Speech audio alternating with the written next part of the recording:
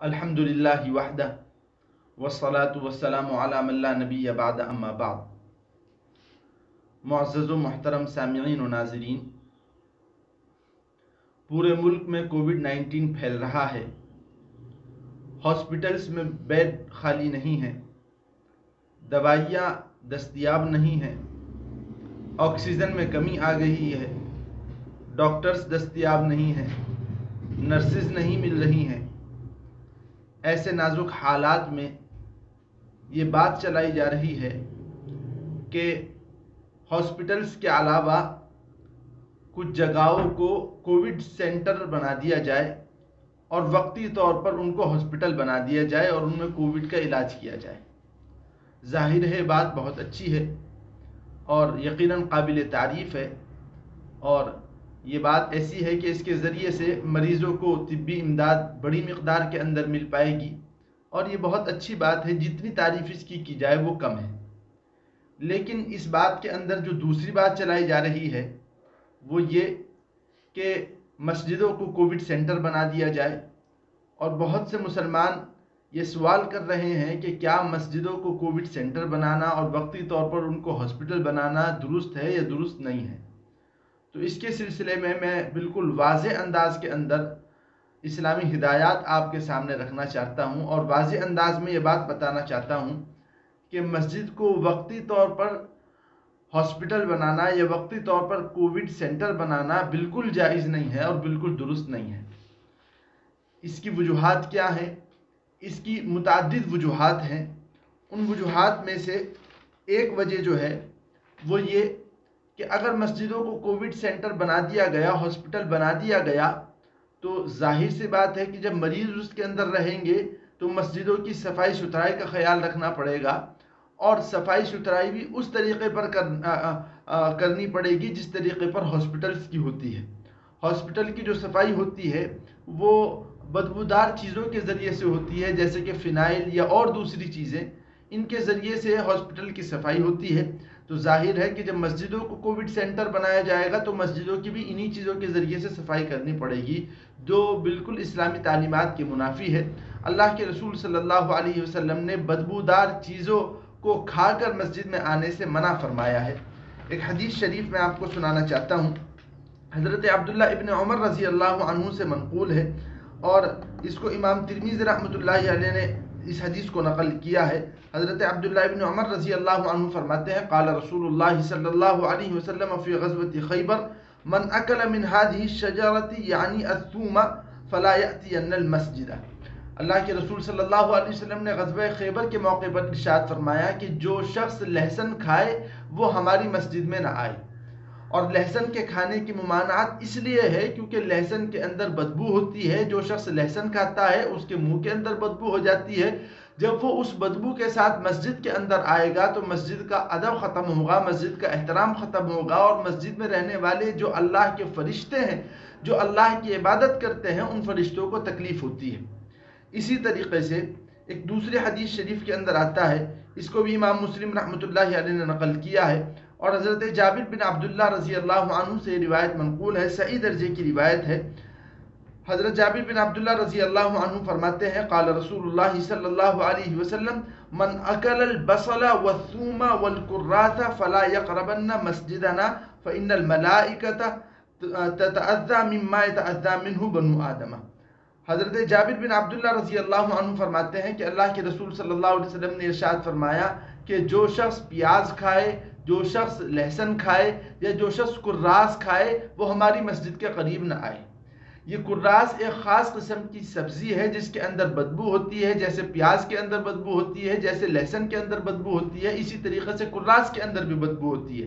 تو اللہ کے رسول صلی اللہ علیہ وسلم نے ارشاد فرمایا کہ جو کراس کھائے یا لہسن کھائے یا پیاز کھائے، اس کے منہ میں چونکہ بدبو ہو جاتی ہے، وہ اس بدبو کے ساتھ ہماری مسجد میں نہ آئے۔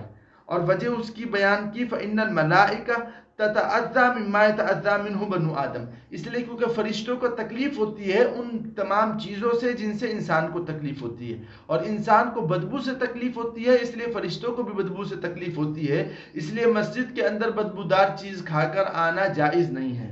اب آپ سوچیں کہ جب بدبودار چیز کھا کر مسجد میں آنا جائز نہیں ہے تو بدبودار چیز کے ذریعے سے، فنائل وغیرہ کے ذریعے سے مسجد کی صفائی کرنا کیوں کر جائز ہو سکتا ہے؟ اس لیے مسجدوں کو کووڈ سینٹر نہ بنانے کی ایک وجہ یہ ہے۔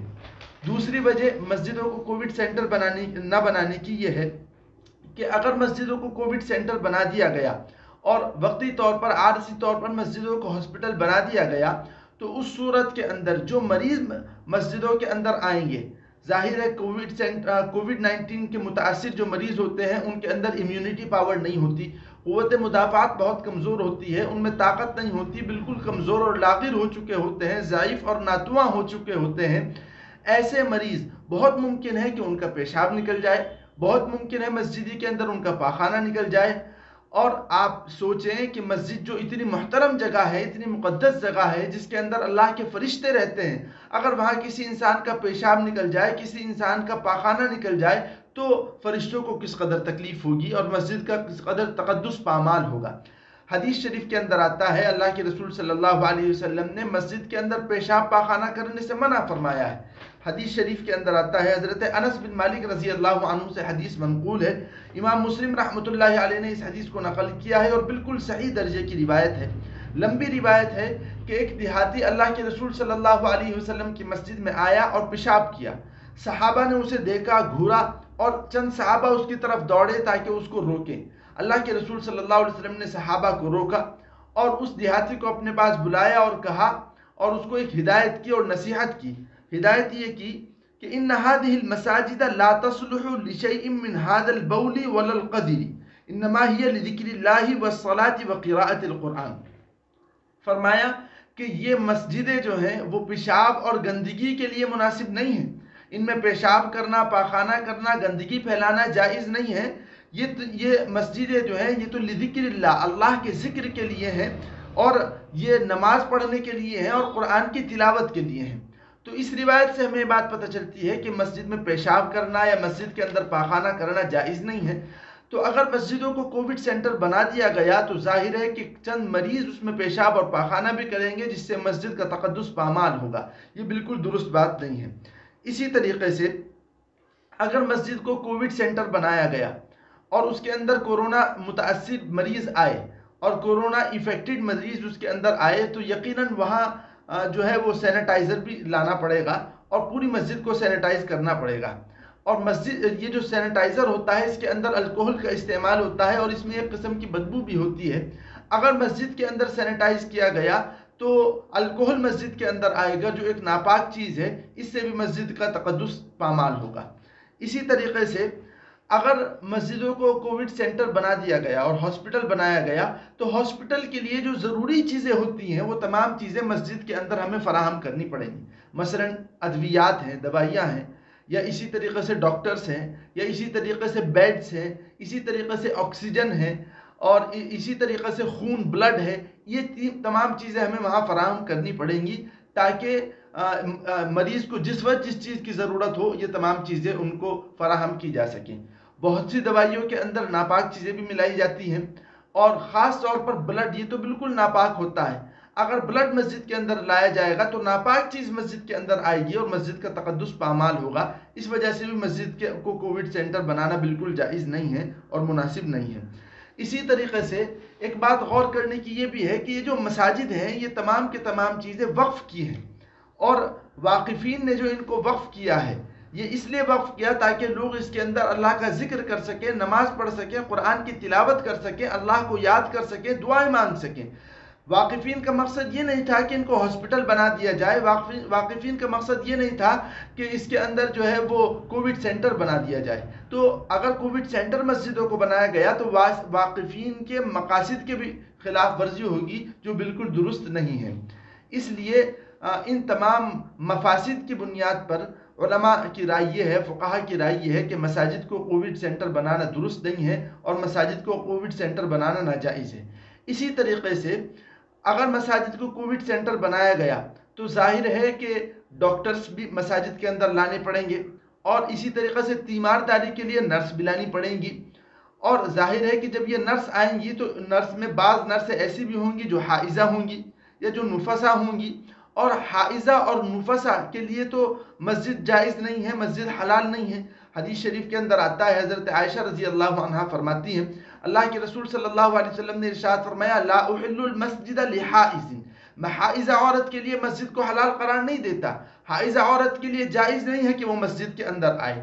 تو اگر حائضہ عورتیں مسجد کے اندر آتی ہیں اور کووڈ-19 سینٹر بنانے کی شکل کے اندر حائضہ عورتیں لامحالہ مسجد کے اندر آئیں گی تو اس سے بھی مسجد کا تقدس پامال ہوگا، مسجد کا احترام پامال ہوگا۔ اس وجہ سے مسلمانوں کو چاہیے کہ وہ مسجدوں کو کووڈ سینٹر نہ بنائیں، اور کووڈ سینٹر بنانا ناجائز ہے۔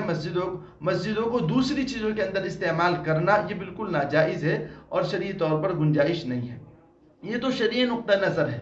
اس کے علاوہ جو لوگ اس ملک کے حالات کو سمجھتے ہیں، جو لوگ ہندوستان کے حالات کو پرکھتے ہیں اور جنہوں نے ہندوستان کے حالات کو سمجھا ہے، پرکھا ہے، وہ یہ سمجھ سکتے ہیں آرام سے کہ اگر ایک مرتبہ ہم نے مساجد کو کووڈ سینٹر بنا دیا تو آئندہ کوئی بھی پریشانی آئے گی، کوئی بھی مشکل آئے گی تو یہی آواز اٹھائی جائے گی کہ مساجد کو استعمال کر لیا جائے اور مساجد کو اس کام کے اندر لایا جائے، اور اس طریقے سے مساجد کا جو احترام ہے اور مساجد کا جو تقدس ہے اور مساجد کی جو عظمت لوگوں کے دلوں میں ہے وہ پامال ہو جائے گی، وہ بالکل ختم ہو جائے گی۔